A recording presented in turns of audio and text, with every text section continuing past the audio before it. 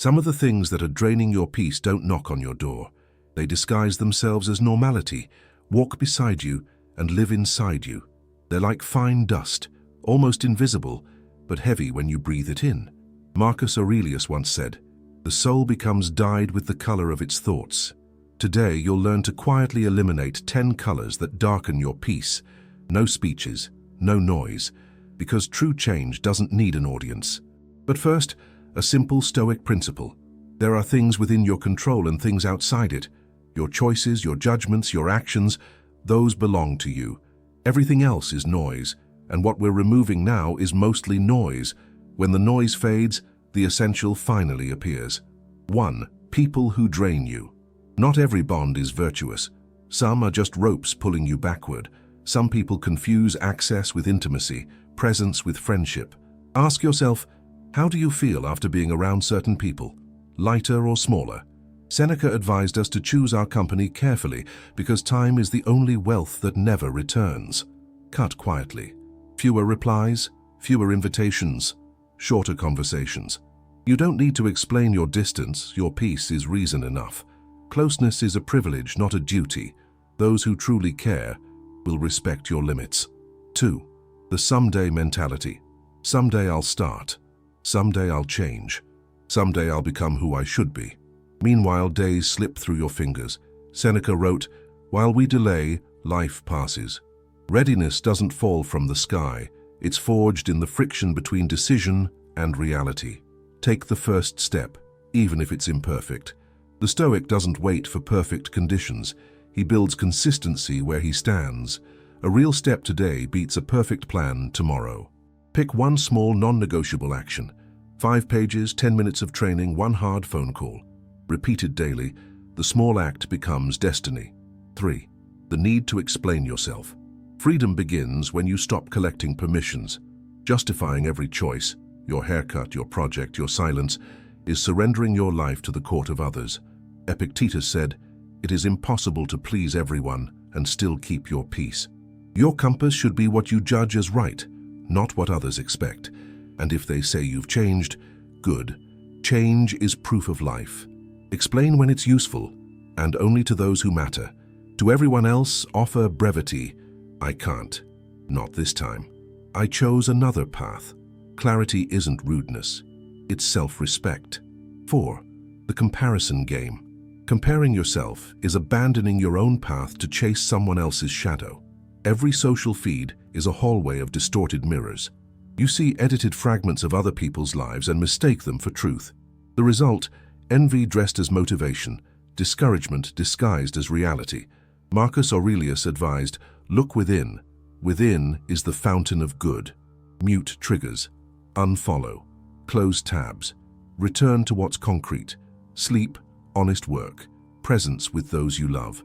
Water your own garden. An hour a day of real attention to what matters is worth more than weeks of quiet comparison. 5. The victim mindset. Pain exists. Injustice happens. Loss is part of life. But turning every wound into identity is a golden cage. When "this hurt me" becomes "I am the hurt," you imprison yourself in the past. Stoicism doesn't deny pain. It asks, what is within my control now? The answer almost always includes attitude, interpretation, and the next step. Stop rehearsing your tragedy. Replace "why me" with "what can I do with this?" Small victories. Waking early, keeping promises, learning, forgiving. Rewrite your story from within. 6. Pointless arguments. Not every battle deserves a sword. The desire to be right burns endlessly.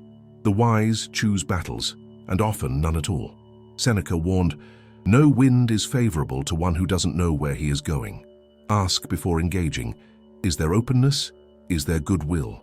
If not, conserve your energy. Share a source, close the tab, return to your work. Your mind is a temple. Don't turn it into a marketplace for every provocation. Silence, guided by purpose, is an unbeatable argument. 7. The clutter you ignore. Disorder teaches your mind that confusion is normal. Piles of things, unread messages, unfinished tasks, all whisper chaos. The Stoic seeks order, not perfection, but clarity. Start small, a drawer, an email folder, a thought. Remove the unnecessary like you're making room for breath. Name, organize, discard. Each item in its place is a reminder that you govern yourself. When the space aligns, the mind flows. And when the mind flows, the soul rests. 8. Fake urgency. We live surrounded by false alarms, notifications, deadlines, expectations of instant replies. Constant haste is a form of slavery. Seneca said, "He who is everywhere is nowhere." Filter your calls. What is truly important rarely requires panic. Set response windows. Turn off alerts. Keep your phone away while you work deeply. You're not a customer service hotline.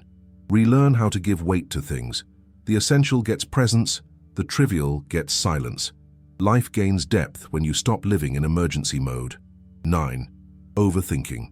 Endless thinking looks like productivity, but it's paralyzed fear wearing a smart disguise.